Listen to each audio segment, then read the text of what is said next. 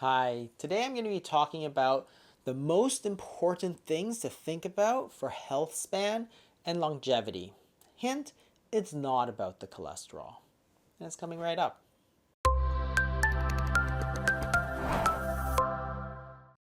When you're considering how to live long and healthy life, you really have to understand what diseases are the most likely to cause problems. Two diseases are by far and away the most important. We can take out COVID-19 because it was important at that period of time, but not so important now.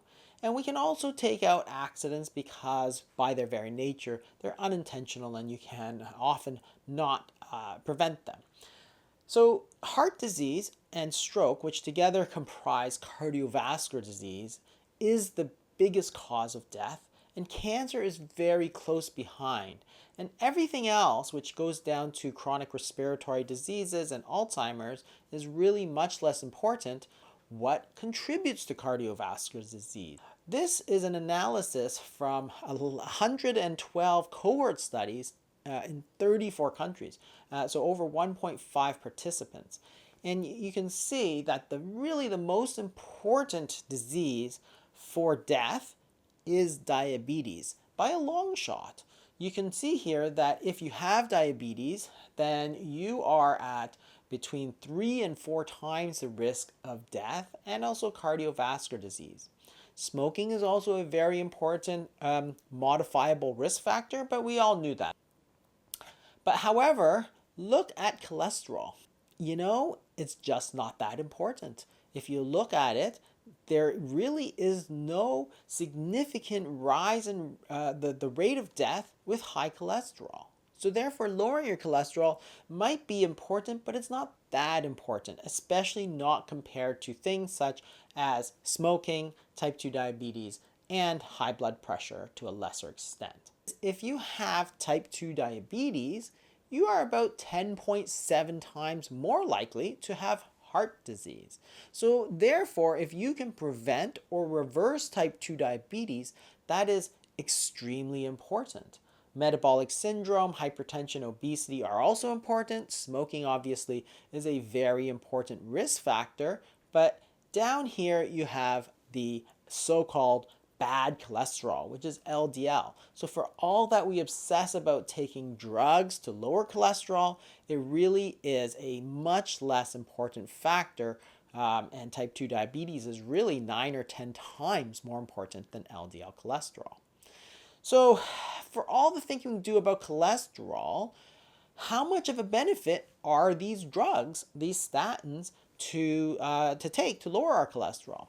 Well, in the British Medical Journal in 2015, they did an analysis of how much you would be expected to live longer if you were to take the statins for primary prevention. That is, if you hadn't had a heart attack or stroke.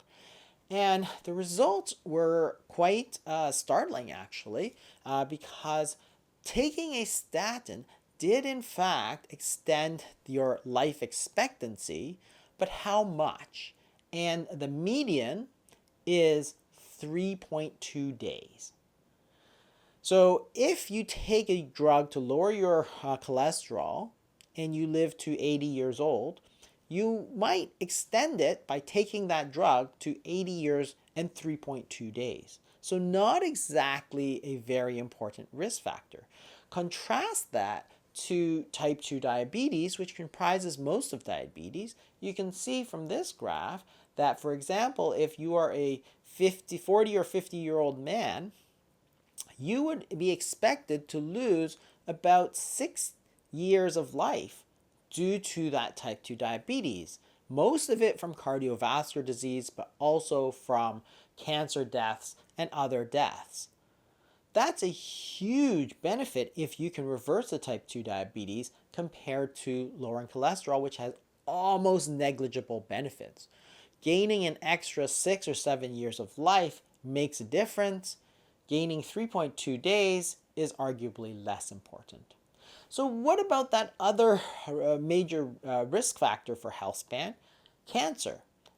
Again, we know that there are a lot of things that cause cancer, a lot of things are things we can't do anything about. That is, again, age and sex and family history and so on. But of the things we can do something about, once again, two factors stand out head and shoulders above everything else. Number one, smoking. So again, we know that smoking is bad. You probably shouldn't be smoking. That's okay.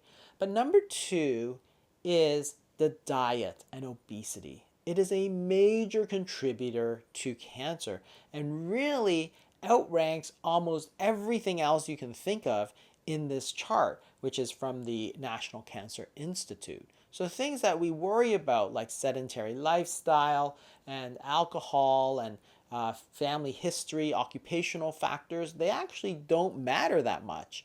What contributes heavily, other than not smoking, is the diet and avoiding obesity.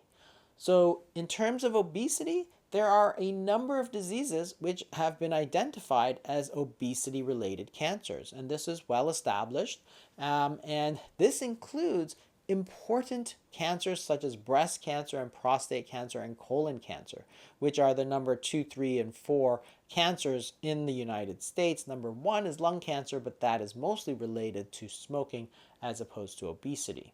And why is this important? Because these are modifiable, that you can do something about your weight and you can do something about your type 2 diabetes. And the problem is that things have been going in the wrong direction for some time. You can see that in the United States, if you look at obesity as defined as a body mass index greater than 30, it's been steadily going up since the late 1970s. And closely behind that was the epidemic of type 2 diabetes.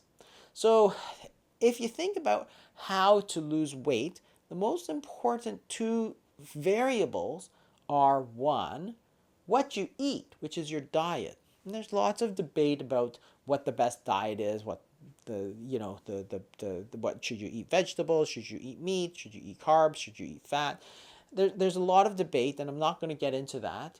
But the second critical factor, if you're thinking about obesity and type 2 diabetes, is this: the fasting interval. Why? Because remember that type 2 diabetes and obesity are simply an excess of stored energy. You have too much sugar or you have too much fat. If you extend the period where you're not eating, which is fasting, then you're going to allow your body to use up that stored energy. And that's going to make a crucial difference to your weight in terms of body fat and as well as your glucose stores. If you can reverse the obesity and reverse the type 2 diabetes, then you're going to lower your risk of cardiovascular disease as well as cancer, and that's going to make a huge difference to your health span and longevity. So those are the critical factors that you have to think about. Type 2 diabetes and weight loss are by far and away the most important things you have to think about. So you have to think about the diet and also the fasting. If you want more information, I've got a lot more information on my channel. Check it out.